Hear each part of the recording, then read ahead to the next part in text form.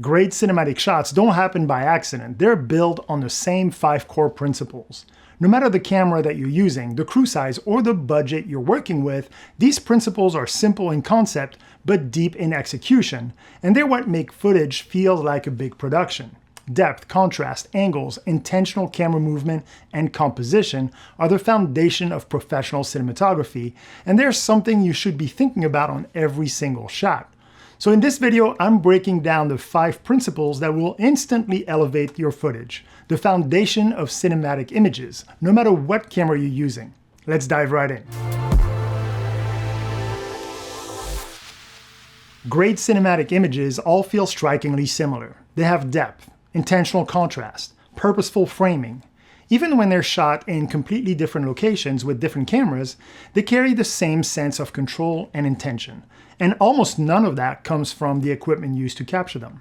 Equipment still plays a role. It expands what's possible, giving you flexibility, efficiency, and a more polished look, but it doesn't create cinematic images on its own. So no matter the market that you serve, the clientele that you work with, or the industry you're creating content for, applying these principles is what actually determines the quality of your footage.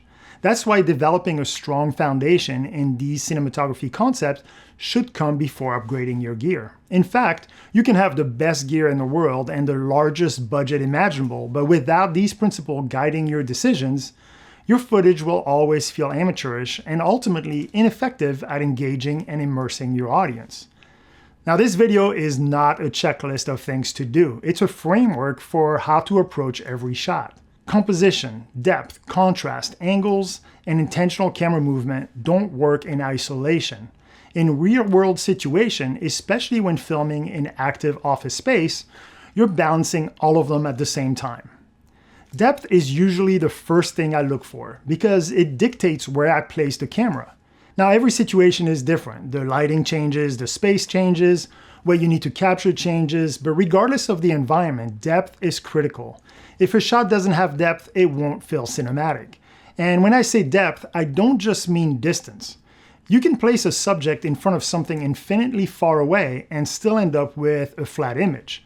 Think about this boat on the water with a mountain far behind it. Technically, there's a lot of distance there, but visually it feels flat because you don't actually see the distance between the elements. What creates depth is layers. I'm always looking for elements in the foreground, the midground where my subject lives, and the background behind them. It could be furniture, walls, door frames, desks, windows, anything that creates separation between the planes. I also use other tools to amplify depth. For example, the shallow depth of field helps separate the layers. And this is where contrast starts to become the dominant decision. Contrast is the principle that made the biggest difference in the quality of my images. At its core, contrast is the difference between shadows and highlights. But what really matters here is being intentional about where contrast exists in the frame and how much of it you want. That's what we call contrast ratio, or simply ratio. Knowing what kind of ratio you want and using different ratios to convey different emotion is a huge step towards creating stronger, more cinematic footage. This is where understanding lighting really comes into play, and just as important, understanding that removing light is often more powerful than adding it. The reason we use light on set isn't just to make things brighter, it's actually to control contrast, to make the subject brighter than the background, to shape separation in the frame. With most cameras today, you can actually expose your subject using only the ambient light. You don't need artificial lighting. But what you lose is control. You would have no control over the brightness difference between your subject and the rest of the frame. That's when images actually feels very flat. What you want is separation, contrast between the different elements in your image, separation between the background and the subject, separation between the layers, the depth in your frame. So the key is learning to look at a frame and ask, where do I need to add light and where do I need to remove it to create the contrast that I want? This becomes more challenging in uncontrolled environment. For example, if there's a large window in the shot, the amount of contrast you can actually achieve depends heavily on the tools that you have access to. But even then, thinking about your frame in terms of different light level is critical. One tool I rely heavily on is false color on my monitor. It allows me to quickly see the brightness level throughout the room. False color helps guide where I want the background to sit and how much light I need to add to properly expose my subject. Exposure is the technical side of executing the contrast you've designed. I always expose for what I cannot control. So if a window is visible in the frame, I have to expose for the window first. And that immediately tells me how much light I need to add to the subject to achieve the proper exposure and the contrast ratio I'm aiming for. On high-end productions or feature film, the goal is to shape lights throughout the entire room or space used so that an actor can move freely while maintaining consistent contrast ratios. Well, in my world, working with limited equipment, that level of control usually is not possible. I'm not lighting an entire room. I'm controlling contrast within one frame. Composition helps me decide what elements belong and where they should be placed inside the frame, which layers matter, and where the viewer's attention should go. Once that's defined, I know exactly where I need to add light, remove light, or let part of that space fall away. Classic composition principles like the rule of third, leading lines, infinity lines, and the golden spirals aren't rules to follow blindly. They're tools that helps organize the frame and guide attention towards the subject. Composition is how you decide what the viewer should care about. In practice, composition helps you identify where contrast should live. Now I can create separation, depth, and focus within the frame even when the rest of the environment is uncontrolled. That's how composition, depth, and contrast all work together as a system. Angles play a critical role in making an image interesting.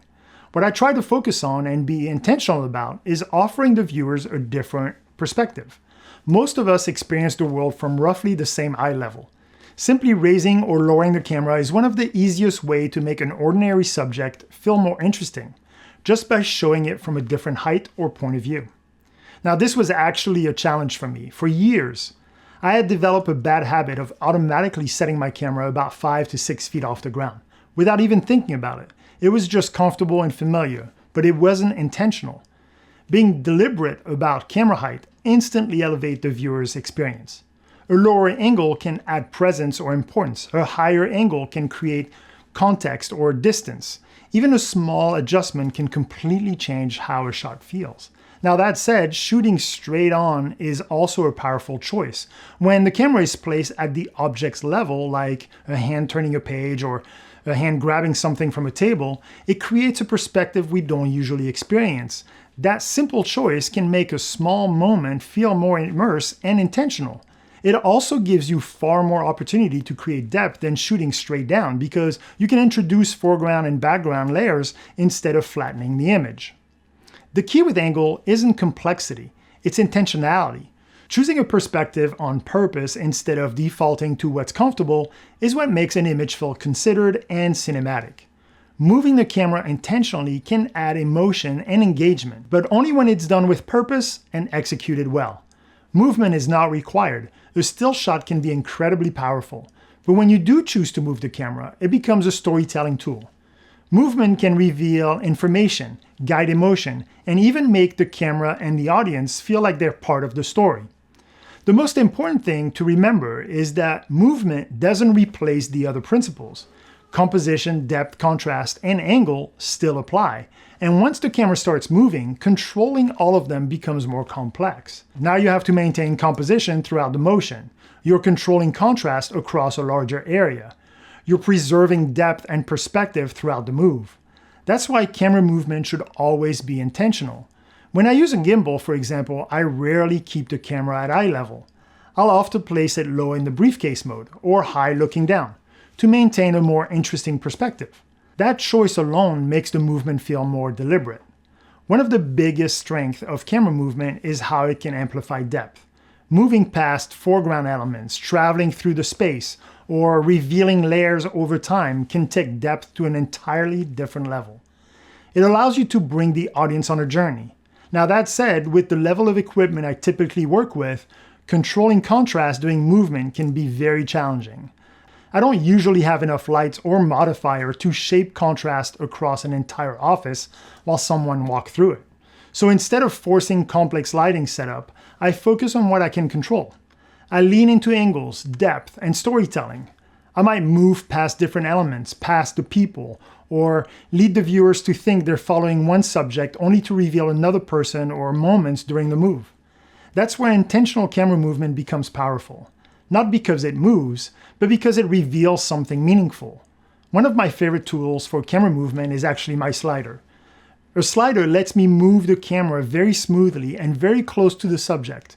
Because the movement is small and controlled, I maintain full control over the frame. I can be precise about the composition, deliberate with angles, and far more accurate with contrast than I would be with larger movements. That control movement still adds life to the shot. Even a subtle slide introduces motion, parallax, and depth without forcing me to light or manage a much larger space. For the kind of work that I do, especially in office environment with limited lighting control, a slider gives me the benefit of camera movement while keeping everything intentional and manageable. Now, at the end of the day, cinematic images aren't created by one trick or one piece of gear. They're created by a way of thinking. Composition, depth, contrast, angles, and intentional camera movement work together as a system. You're not applying them one at a time. You're balancing them every time you walk into a space and design a shot. And the reality is we're all working within limits. The environment we're given, the time we have, the budget, the equipment, sometimes even the subject itself. Early in my career, one of my biggest clients was a plumbing supply store. So yes, I know exactly how challenging some projects can be. Try making toilets and sink feel cinematic. But regardless of the situation, if you start by looking at these principles and asking how they can be applied within the scope of the project that you're working on, they can be a game changer.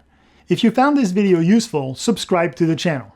And if you want to learn more about cinematography, check out my online camera setting course. Thanks for watching and happy filming.